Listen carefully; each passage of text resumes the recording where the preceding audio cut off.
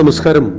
നമ്മുടെ ഒരു പഠിതാവിന്റെ ചോദ്യമാണ്, രാമനും കൃഷ്ണനും ജീവിച്ചിരുന്നില്ല എന്ന് പറയുന്നത് ശരിയാണോ?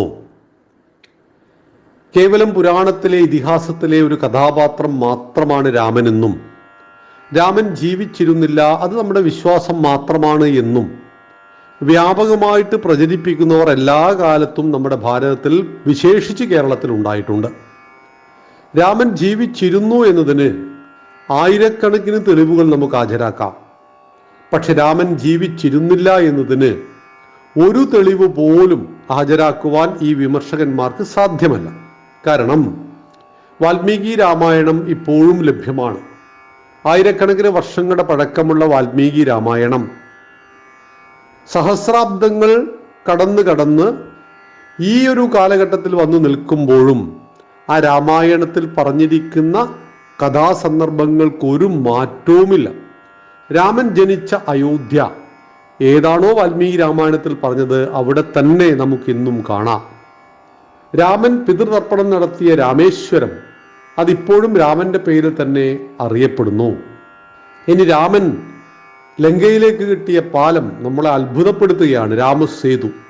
ആ രാമസേതു തകർക്കുവാനാണ് 2004 UPA സർക്കാർ പരിശ്രമിച്ചത്. വലിയ ബഹളമായിരുന്നു നമ്മുടെ നാട്ടിൽ അതിൻ്റെ പേരിൽ. പിന്നീട് നടന്നില്ല.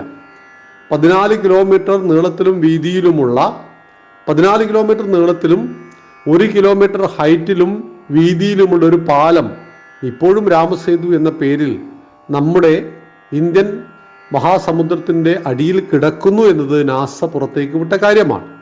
അതായത് രാമൻ ജീവിച്ചിരുന്നു എന്നതിൻ്റെ തെളിവുകളായിട്ട് ഇതൊക്കെ നമുക്ക് കാണാം.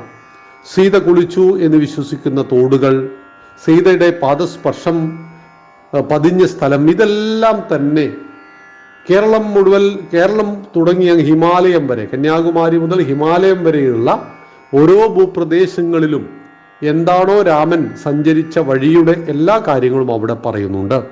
അപ്പൊ രാമൻ ജീവിച്ചിരുന്നു എന്നതിന് നമുക്ക് ഉത്തമ ദൃഷ്ടാന്തങ്ങളുണ്ട്. പിന്നെ എന്തിനാണ് രാമൻ ജീവിച്ചിരുന്നില്ല എന്ന് പറയുന്നത്? രാമൻ അതിമാനുഷികമായ എന്തൊക്കെയോ കാണിച്ചു എന്നതിൻ്റെ പേരിലൊക്കെയാണ് അങ്ങനെ വിമർശിക്കുവാൻ കാരണം. 1000 വർഷം മുമ്പ് ഒരു മനുഷ്യൻ ജീവിച്ചിരുന്നു എന്ന് പറഞ്ഞാൽ നമുക്ക് സംശയം ഉണ്ടാകുമോ? ഇല്ല. ഭൂമിയിൽ മനുഷ്യൻ ജീവിക്കാൻ തുടങ്ങിയിട്ട് എത്ര വർഷമായി? ലക്ഷക്കണക്കിന് വർഷങ്ങളായി. അപ്പം പരിണാമം പല രൂപത്തിലും ഭാവത്തിലും നടന്നു എന്നൊക്കെ ശാസ്ത്രം പറയുമ്പോൾ മനുഷ്യനായി പരിണമിച്ചതിന് ശേഷം ലക്ഷക്കണക്കിന് വർഷങ്ങൾ കഴിഞ്ഞു.